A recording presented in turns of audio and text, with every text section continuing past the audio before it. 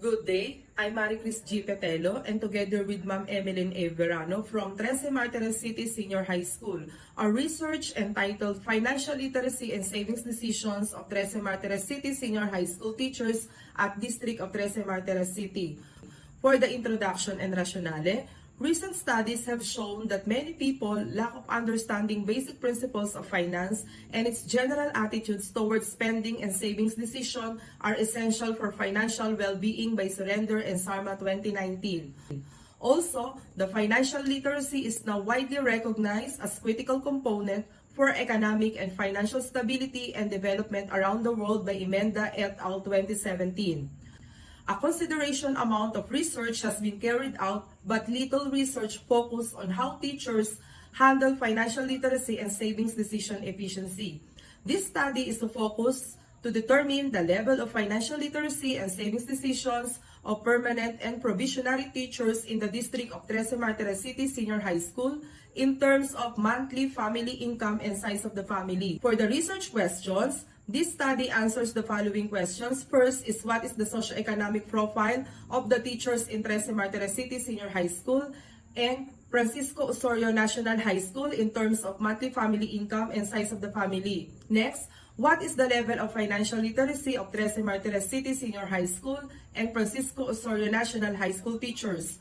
Third, what is the level of savings decisions of Trece Martires City Senior High Schools and Francisco Osorio National High School teachers? Or, is there a significant difference in the level of financial literacy when grouped according to A, monthly family income and size of the family? Next, is there a significant difference in the level of savings decisions when grouped according to monthly family income and size of the family? And last, is there a significant relationship between the financial literacy and savings decision?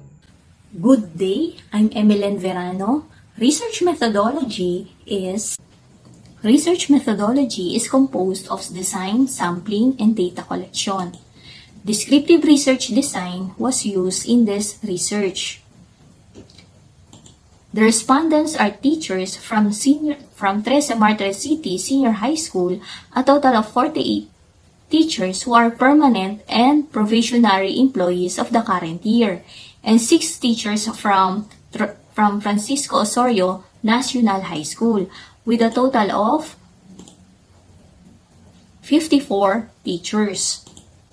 Data collection, we prepared the letter that was approved by the PSDS. The list of 54 teachers from Trece Martires City Senior High Schools are the respondents. The questionnaire validated by the statistician. Subsequently, the instrument will be distributed personally to identify respondents. This was followed by the retrieval of the questionnaire, analyzed, and interpreted. The results and discussions. Research question number 1. Majority of teachers with 42.3% earned 46,001 pesos. The fewest teachers with 1.9% earned 15,001 pesos. Research question number 2. Majority of senior high school teachers were reasonably highly financially literate with a mean of 3.331. Research question number 3 results. Majority of senior high school teachers with a mean of 3.096 still keep a portion of their allowance in savings for emergency purposes. Research question number 4, there is no significant difference in financial literacy whether the senior high school teachers are receiving below 15,000 or above 46,001 in terms of monthly family income and size of the family. Research question number 5, majority of the senior high school teachers are literate in handling income, in understanding the financial literacy to have a desired lifestyle and develop the preparation skills to achieve financial goals, whether the senior high school teachers are receiving below 15,000 or above 46,001 pesos.